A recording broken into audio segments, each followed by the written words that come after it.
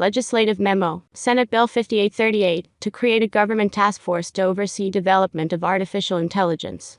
By Todd Myers, Director, Center for the Environment. January 2024. Key findings. 1. The rapid growth of artificial intelligence has prompted legislators to propose creating a government task force to regulate how AI is used. 2. Senate Bill 5838 would create a task force of at least 42 members to report on the development of AI and recommend potential regulation. 3. Regulating artificial intelligence because it can be misused is similar to arguing that politicians should regulate the internet or the scientific process because they could be misused. 4. Regulating AI threatens to undermine the promise of the technology, undermining environmental solutions, economic benefits, and consumer use. 5. World Labs, the World Wildlife Fund's conservation tech organization, lists AI as the top future technology for protecting threatened species around the world. Allowing innovation is key to achieving that promise. 6. Although the task force is focused on the misuse of AI by the private sector, the most serious misuse of the technology has been by governments. Responses from ChatGPT have also shown a consistent leftward political bias. 7.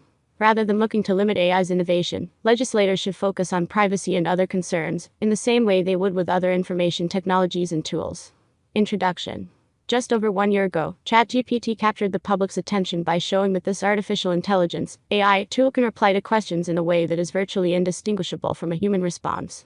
Since then, the advanced capabilities of AI have drawn increasing attention from politicians and special interests, who appear both worried about its potential misuse and were excited about using AI to promote their own agendas. Washington State is a major player in AI innovation, with Microsoft having a stake in OpenAI, the creator of ChatGPT. Responding to these various issues and economic interests, some lawmakers have introduced Senate Bill 5838 to create a government task force made up of a wide range of special interests, politicians, and AI experts to consider potential government regulation. And Note 1.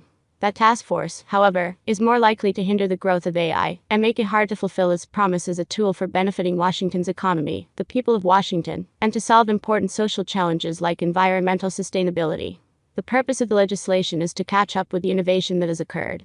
Regulating AI due to fear of theoretical problems would sacrifice AI's promise to give legislators and others a vague sense of security.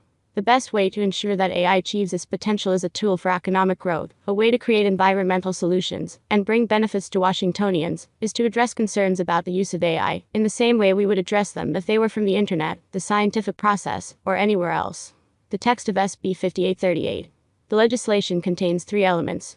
It would create the task force, it would outline the topic areas the task force would address, and it would require task force recommendations and reporting. The proposed legislation lists a minimum of 42 members of the AI task force, who would be drawn from a range of political, special interest, business, and academic backgrounds. For example, there must be 1 member representing a statewide teachers' association, at least 5 representatives from advocacy organizations, representing various racial and ethnic groups and other vulnerable communities, several named special interests, and several politicians and representatives of state agencies.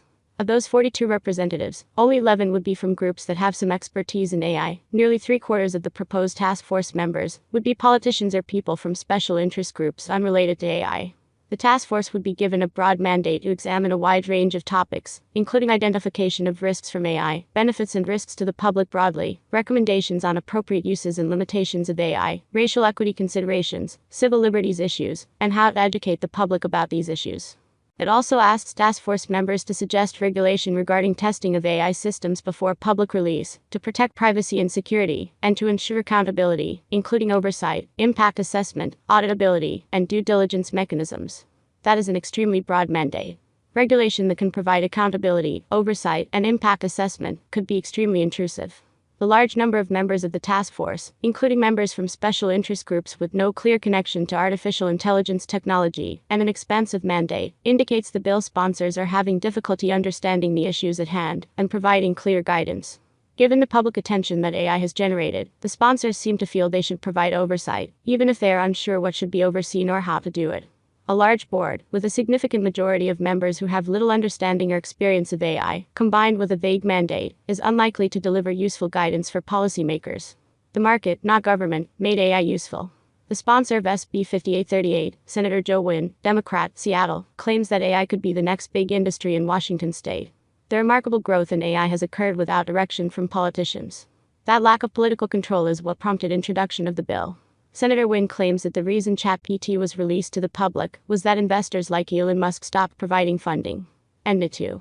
Senator Nguyen claims that when OpenAI stopped receiving funding from Elon Musk, ChatGPT became a thing because they had to fund the actual initiative.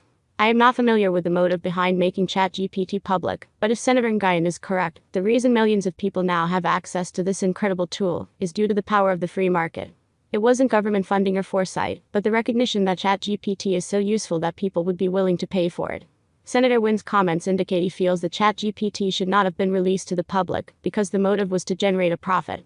The greatest threat preventing AI from becoming Washington's next great industry is excessive regulation.